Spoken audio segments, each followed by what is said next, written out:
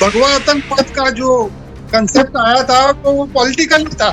आदेश दिया गया था वैसा, तो वो भयानक था, अच्छा नहीं था, वो झूठ था। उस तपास के सिलसिले में यह भी आदेश था मेरे को कि तुम नागपुर से मोहन भागवत जी को लेके आओ।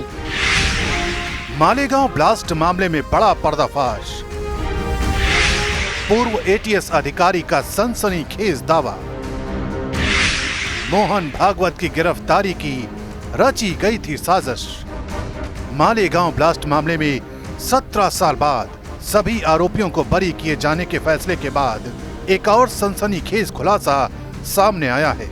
उस वक्त भगवा आतंकवाद का आरोप लगाकर सनातन धर्म को बदनाम करने की साजिश रची गई थी। इस मामले में कोर्ट ने सभी आरोपों को सबूतों के अभाव में नकार दिया, लेकिन उस वक्त वो साजिश कितनी बड़ी रची गई थी उसका एक और खुलासा हुआ है।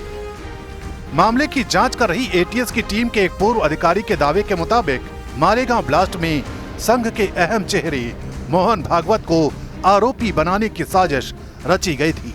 इस सनसनीखेज खुलासे की जानकारी एटीएस की जांच की टीम में रह चुके रिटायर्ड इंस्पेक्टर महबूब मुजावर ने दी।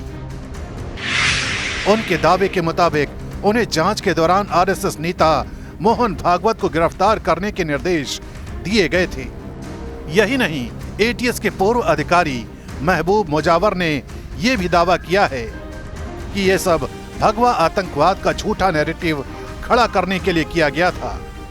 भगवा आतंकवाद की थ्योरी पूरी तरह से झूठी थी। उस तपास के सिलसिले में यह भी आदेश था मेरे को कि तुम नागपुर से मोहन भागवत जी को लेके आओ।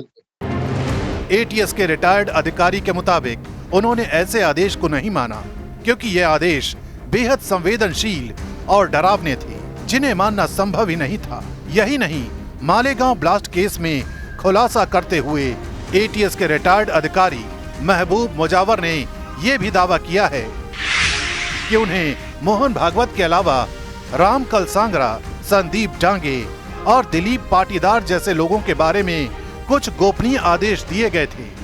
ये सभी आदेश ऐसे नहीं थे कि उनका पालन किया जा सके। चूंकि मोहन भागवत जैसी बड़ी हस्ती को पकड़ना उनकी क्षमता से परे था, इसलिए उन्होंने इन आदेशों का पालन नहीं किया।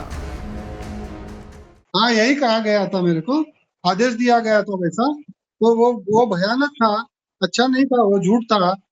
और मेरे लिए तो मेरी जिंदगी बर्बाद करने का आदेश था, वो मैंने नहीं किया। वो महबूब मुजावर के मुताबिक मोहन भागवत को गिरफ्तार करने के आदेश को न मानने का खामियाजा उन्हें भी भुगतना पड़ा। उनके खिलाफ फर्जी केस दर्ज किया गया और उनका 40 साल का करियर तबाह हो गया।